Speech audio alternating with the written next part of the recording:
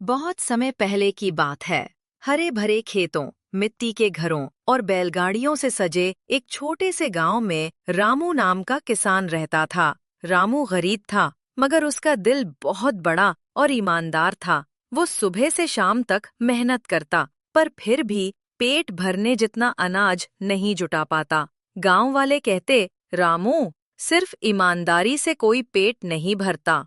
लेकिन रामू हमेशा मुस्कुराकर जवाब देता, ईमानदारी से कमाया एक दाना भी सबसे मीठा लगता है। एक दिन घर में अनाज का दाना भी नहीं बचा। पत्नी चूल्हे के पास बैठी और उसकी आंखों में चिंता झलक रही थी। रामू अपने हाथों में मिट्टी के डिब्बे को देखकर सोच में पड़ गया। वो जानता था कि झूठ या चोरी से मिली रोटी कभी गले से नहीं उतरती। उसने मन ही मन तय किया कि चाहे कितनी भी तंगी हो, वो ईमानदार रहेगा।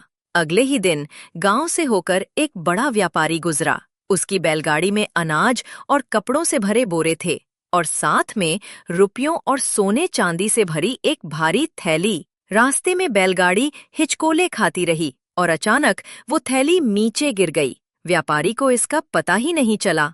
रामू खेत की ओर जा रहा था कि उसकी नजर उस थैली पर पड़ी। वो झुका, थैली उठाई और खोली। अंदर चमचमाते सिक्के और रुपए थे। रामू के मन में संघर्ष हुआ।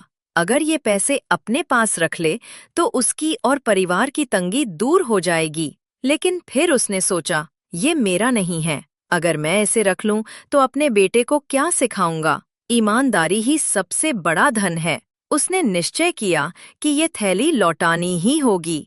रामू थैली लेकर व्यापारी के पास पहुंचा। व्यापारी चिंता में था और जैसे ही उसने अपनी थैली देखी, उसकी आंखें खुली रह गईं। रामू ने थैली लौटाई और कहा कि ये उसका हक नहीं है। व्यापारी उसकी ईमानदारी देखकर भावुक हो गया। उसने कहा कि उसने दुनिया में बहुत अमीर और चालाक लोग देखे हैं, लेकिन रामू जैसा ईमानदार इंसान पहली बार मिला। व्यापारी ने रामू को इनाम में जमीन और बैल दिए ताकि वो मेहनत करके अपने परिवार को खुशहाल बना सके।